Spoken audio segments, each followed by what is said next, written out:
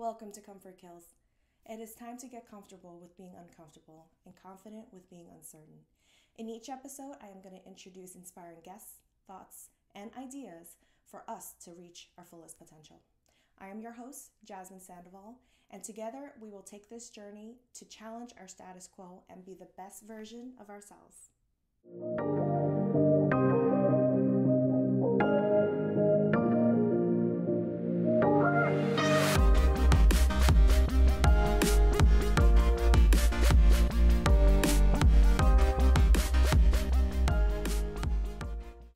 Welcome back. Today we're discussing a new topic called shuffling the deck. How many individuals have you met in your life, in your professional life and in your private life, that has had excuse after excuse after excuse as to why they can't get something done? Not just talking about the menial tasks that you have to do on a day-to-day basis, whether it's domesticated duties or anything like that, but I'm actually talking about doing something more with themselves.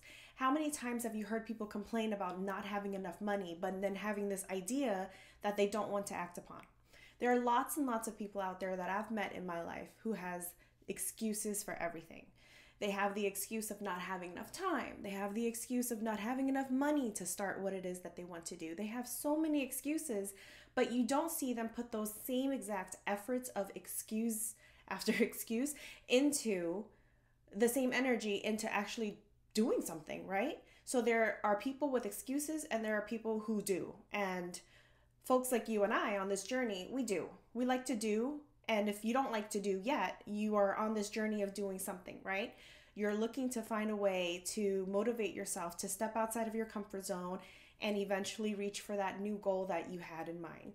It can be anything from weight loss, which, hey, I'm working on it too. We're talking about a new job that you would like to have, a promotion that you would like to work towards, or maybe even a business, a nonprofit, anything of that nature.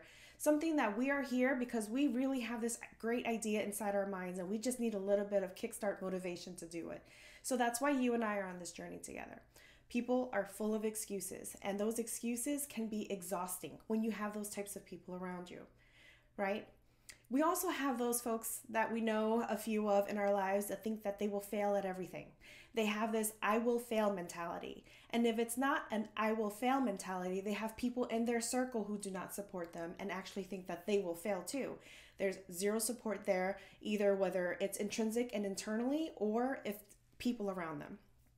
They will always tell themselves, I'm not good enough for that. I'll let Paul or Peter or Joe or Jackie or Jesse do it for me and let them lead because I'm just not good enough because I'm going to fail. I see this in the leadership circle. If you think that you have what it takes to become a leader, why do you think you will fail before you become it? I've seen so many people with great assets of becoming leaders who do not want to be leaders because they are afraid they will fail. Now, there's also that other side of it where being a leader is also difficult because you have to be able to draw the line between your subordinates and yourself. But leadership also, there's a lot of people who decide not to take on a leadership role because they think they will fail. A couple of years ago, when as a military wife, we transitioned to a different area and we relocated, I realized that the leadership at the new hospital that I worked at, you guys all know I'm a nurse by day, and the hospital that I worked at, actually, their leaders just weren't what I was used to from where I came from. The original hospital that I was raised as a nurse at actually had phenomenal leadership, whereas the new hospital that I was now working at, the leadership was a little subpar. That made me realize that there was something within me that actually could do that job and would be really great at it. And it really took that experience for me to evolve and for me to really understand that there was something within me. The I will fail mentality is just so common and it's just so disheartening because really that means that this person in their life did not have somebody that was their rock and their cheerleader. You always have to have that one cheerleader that's going to say, you know what, I really think that's a great idea. Go for it. You really have to have those types of people in your circle. That is the utmost important thing. If you don't have that in your circle, if you're always constantly being beat down, telling you that you are not going to succeed in what you do, whether it's your upbringing or whether it's who you choose to be around you now that's toxic within your circle, those are types of things that you really have to find and internalize and understand that this is something that you can change. You have the power to change that. And so why not? You can change it by finding new circles. Now, sometimes that's easier said than done, but just by changing that social circle can completely do a 180 for you, and you can go onto this different path. We've discussed finding your true north before, and this is one of the ways that can help you to grow and evolve as a person and understand your own self-worth. Another thing that you really have to remember is that sometimes that toxicity around you is not the greatest either, right? So having individuals around you who is just as or is more pessimistic than you, who not only have the I will fail mentality themselves, but then they deflect that on you as well. Those are types of people that you want to also remove from your life. And you don't have to, if it's somebody who's a relative or anything, you don't have to 100% cut them out, because obviously there's blood ties. But at the end of the day, talk to them less.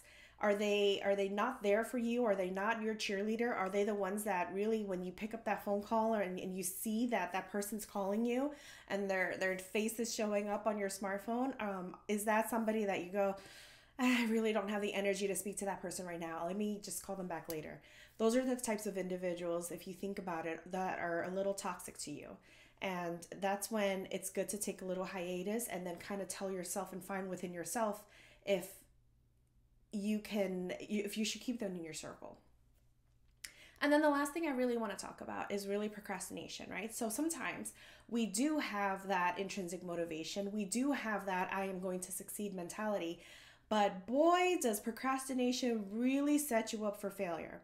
Procrastination, there are so many different types of phrases and quotes for procrastination that I'm not going to say here, but procrastination is not going to set you up for success. It's going to leave you at such the far end of success. And I've met so many people who are phenomenal procrastinators and at the same time produce amazing results, but they wait until that 11th hour so that they can do whatever it is that they needed to do. And then at the very, very last minute, they're producing these amazing results. So can you imagine, with that procrastination mentality and personality and characteristics, if you weren't a procrastinator, just how much better you would be? Sometimes these people, I am in awe with how some people can procrastinate like that and produce such amazing work at the end of the day. I have met in my professional life, I've met so many different types of people that way. And I just think to myself, wow. I mean, think of it, even something as simple as somebody who's doing their makeup and they wait until the very last minute. They know that, they have to be somewhere at 7:00, and here they are at 6:35 doing their makeup, and they still have a 45-minute drive to get there.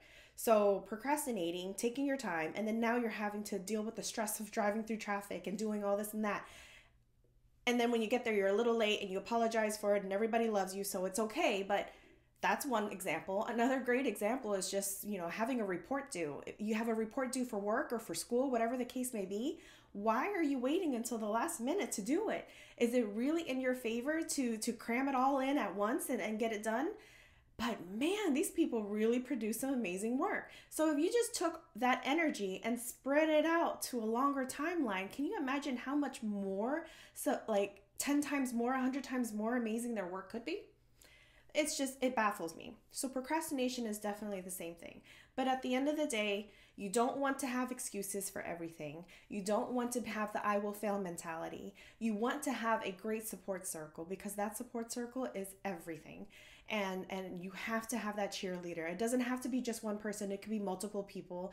And maybe one person is at 100%, but you have 5 people at 50% or 25% or 10% of the cheerleader in them. You just need a few people around you to tell you that they believe in you. Having that somebody that believes in you so that you also realize that your self-worth, you're worth it, is so amazing. And it does so much for your confidence and your goals and your willingness to know that whatever you put your mind to, you're going to succeed. And if you don't necessarily succeed the same way you had hoped you would, there are still people around you to help support you and help lift you up, should you continue, if you choose a different road. But I want to leave you with this. If the poor me card is the only thing you ever draw, do yourself a favor and shuffle the fucking deck. I'll see you guys next time. Also, don't forget to give us a thumbs up if you enjoyed the last episode. In the detail notes below, you will find our email address. In this email, you can send us a voice memo of your most uncomfortable journey that led you on the path to your most current side hustle. Remember, if you're sending us a voice memo, you are giving us permission to use your voice memo in our next episode or call you and invite you as a guest on the next series. Keep hustling, and I'll see you on the next episode.